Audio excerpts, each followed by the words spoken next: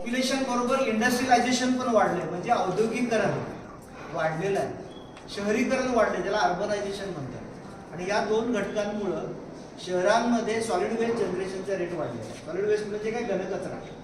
हा घनकचरा जर योग्य प्रकारे निर्गत केला नाही तर आपल्याला अनेक व्याधींना सामोरं जावं लागेल.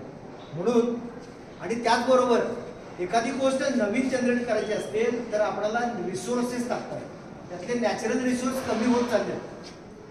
आता हे नॅचरल रिसोर्स जे कमी व्हायला लागले, त्यामुळे एखादा नवीन प्रॉडक्ट तयार करायचा झाला तर मॅन पॉवर लागते, इलेक्ट्रिक पॉवर लागते. अशा केसमध्ये आपल्याला काही गोष्टी सेव्ह करणं गरजेचं आहे. पुढच्या जनरेशनसाठी काही गोष्टी आपल्याला सांभाळून ठेवणं गरजेचं आहे. उदाहरणार्थ मेटल तयार करायचं आहे आपल्याला, तर मेटल तयार करायचं असेल तर लोखंड, म्हणजे त्याचं बेसिक गोष्ट लोखंड जे तयार करायचं आहे त्यासाठी आपल्याला डोंगर फोडावा लागेल, म्हणजे तुमचं वरचं जंगल नष्ट झालं, बरोबर. जंगलामध्ये राहणाऱ्या प्राण्यांचं लाईफ धोक्यामध्ये आलं. त्यानंतर जो रॉ मटेरियल मिळतोय त्याच्यावरती प्रोसेस करावी लागेल, आणि ही प्रोसेस करायला कारखान्यामध्ये पाठवावं लागेल. कारखान्यातनं धूर बाहेर पडेल, म्हणजे पोल्युशन होणार. लिक्विड वेस्ट बाहेर पडेल, त्यामुळे नदीच्या पाण्याचं पोल्युशन होणार.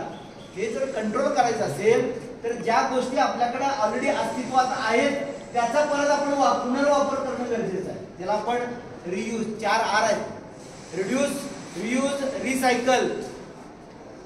तर त्याचा प्रकारे आपल्याला त्या गोष्टी एक्झिस्टन्स मध्ये आहेत त्याचा पुनर्वापर कसा करता येईल तर तुमच्या समोर हे उदाहरण ठेवलेलं आहे. आपल्या घरामध्ये प्रत्येकाच्या घरामध्ये आल्यानंतर खुर्च्या वापरतात, बरोबर ना, बसायला गेस्टला देखील. तर हे बॅरेल आहेत की ज्याच्यामधनं ऑइल काढून घेतलेलं आहे, म्हणजे कंपनीच्या दृष्टीने ते काही आहे, वेस्ट आहे. मग अशा बॅरेलचा आपण वापर करून काय करू शकतो का, तर या तुमच्या डोळ्यासमोर दिसतंय हा एक सोफा सेट तयार केलेला आहे.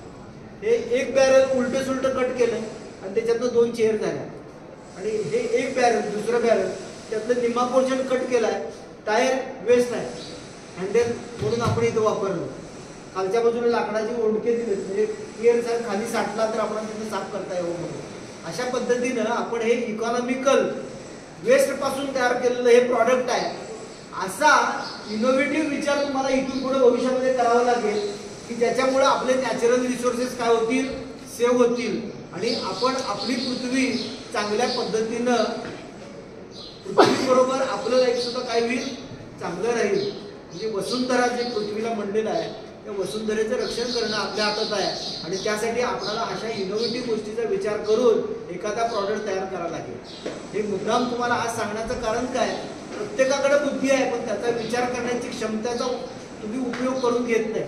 तर त्या पद्धतीनं तुम्ही लोक कायम असं काय केलं पाहिजे, तिरक्या नवीन आयडिया फाइंड आउट केला पाहिजे. सिव्हिलमध्ये सुद्धा आपल्याला फाइंड आउट करण्यासारख्या बऱ्याच गोष्टी आहेत. तर तुम्ही इथून पुढं असा तिरका विचार करून एखादा प्रॉडक्ट कसा तयार करता येईल, आपल्याकडे IIC नावाचं हे इन्स्टिट्यूट इनोव्हेशन काउन्सिल आहे, त्याच्यामध्ये तुम्ही भाग घेणं फार गरजेचं आहे. येते लक्षात तुमच्या? कळालं मी जे काय तुम्हाला सांगितले ते कळालं का?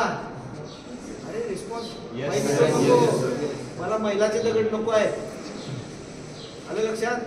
ठीक आहे, ओके. आता वर्गात जाऊन बसा.